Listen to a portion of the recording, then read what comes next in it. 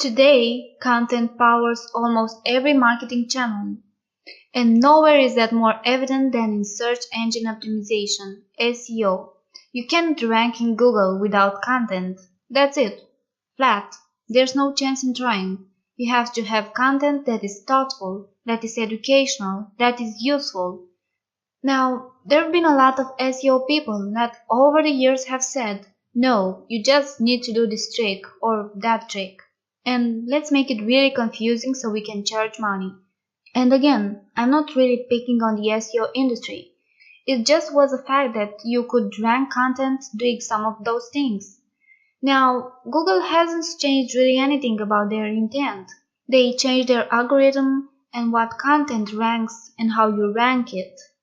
But their intent has always been to give their customer, the searcher, the best, most relevant content possible based on what they think the person is looking for.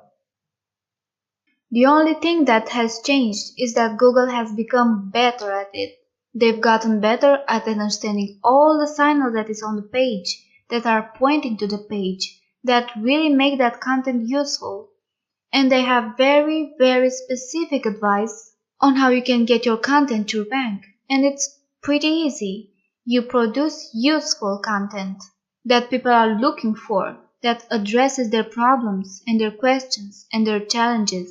So that's how you use content today as a significant strategic plan of how you're going to get your content to rank, to be found, to be seen as trustworthy.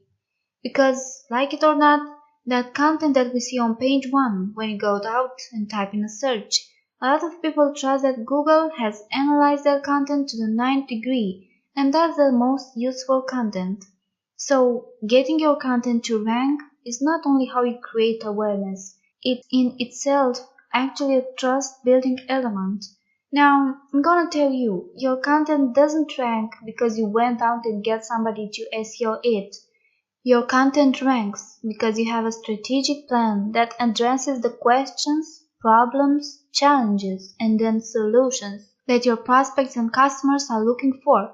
You have to have an editorial plan that considers the high commercial intent of every search that your prospects are doing, so that you can understand what problem they are trying to solve, and then build your SEO plan and your content plan together around solving those problems.